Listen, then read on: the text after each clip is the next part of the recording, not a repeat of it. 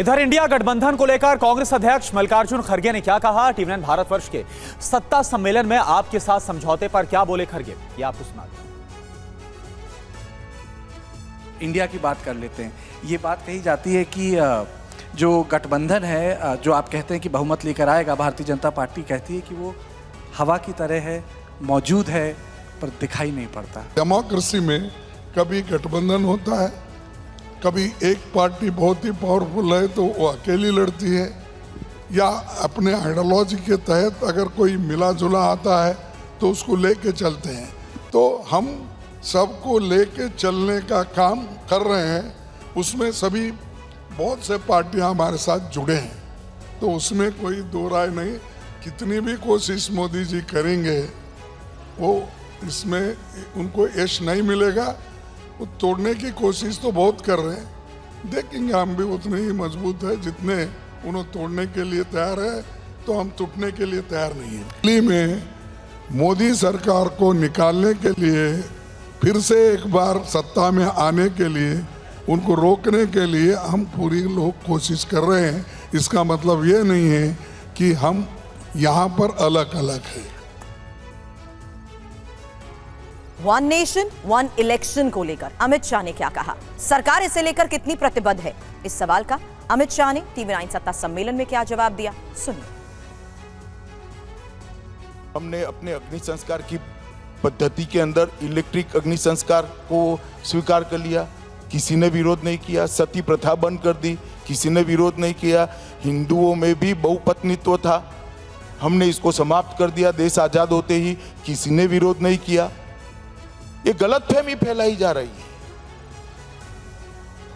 ये बिल्कुल सत्य से दूर बात है। वन नेशन वन इलेक्शन पर आपकी सरकार कितनी प्रतिबद्ध है?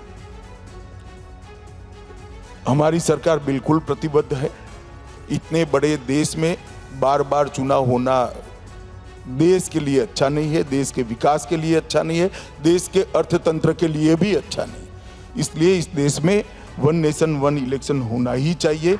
इसीलिए मोदी जी ने कमेटी बनाई है, पूर्व राष्ट्रपति श्रीमान रामनाथ कोविंद जी की अध्यक्षता में वो कमेटी अपना काम कर रही है। मैं भी उसका मेंबर हूं। मैं ऐसा करता हूं कुछ ही समय में इस पर रिपोर्ट पेश कर दी जाएगी। बात अरविंद केजरीवाल की ईडी के समन को लेकर अरविंद केजरीवाल ने कहा कि आम आदमी पार्टी को खत्म करने के लिए ये सब कुछ हो रहा है। टीवी9 के सत्ता सम्मेलन में अरविंद केजरीवाल ने इस मुद्दे पर और क्या क्या कहा, आइए आपको सुनाते हैं।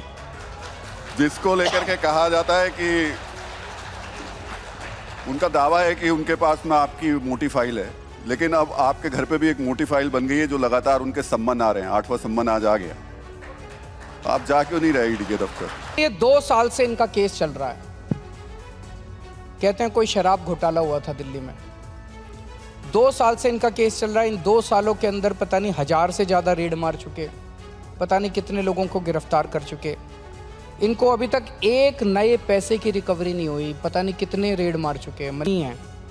ये केस आम आदमी पार्टी को क्रश करने के लिए है। ये आम आदमी पार्टी को क्रश करना चाहते हैं। पूरे देश के अंदर ऐसी पार्टी बता दी है जिसके टॉप के नंबर 2, नंबर 3, नंबर 4 के नेता जेल के अंदर बैठे बिना किसी आरोप के, कोई आरोप नहीं, कुछ नहीं। तो ये आम आदमी पार्टी को क्यों क्रश करना चाहते हैं?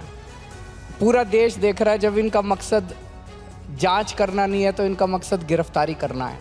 इन्होंने, जैसे मैंने कहा, नंबर 2, नंबर 3, नंबर 4 सबको गिरफ्तार कर लिया। अब ये केजरीवाल को गिरफ्तार करना चाहते हैं।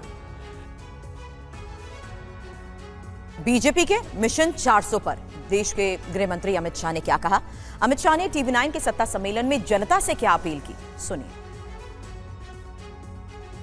2024 के चुनावों की उल्टी गिनती शुरू हो चुकी है। तारीखों का भी जल्दी ऐलान हो जाएगा। आपके पार्टी जानी जाती है रिसर्च, एनालिसिस, सर्वेस के लिए। अमित शाह जी का सर्वे क्या कह रहा है? कोई सर्वे की जरूरत नहीं है। मोदी जी ने कहा है 400 पार, तो हम निश्चित रूप से 400 पार करेंगे। इसमें किसी को कंफ्यूजन रखने की जरूरत। पहली बार गौरव से गुलामी की निशानियों के बाहर हो रही, पहली बार हीन भाव से मुक्त हो रही, सामूहिक इंफीरियरिटी कॉम्प्लेक्स पहली बार समाप्त हो रहा है। देश नई संसद बनाकर इसको पवित्र सेंगोल को वहां प्रस्थापित कर गौरव के साथ आज नए भारत की शुरुआत कर रहा है। राजपथ कर्तव्य पथ में बदल गया। देश की इकोनॉमी 11 नंबर से 5वें नंबर पर आ गई और मोदी 3 में हम दुनिया की 3रे नंबर की अर्थव्यवस्था बन। अपील करने आया हूं कि फिर से भ्रष्टाचार, जातिवाद, परिवारवादवादी पार्टियों को मत लाइए। वो पार्टी को चुनिए जो देश का भला चाहती है, दल का भला नहीं चाहती।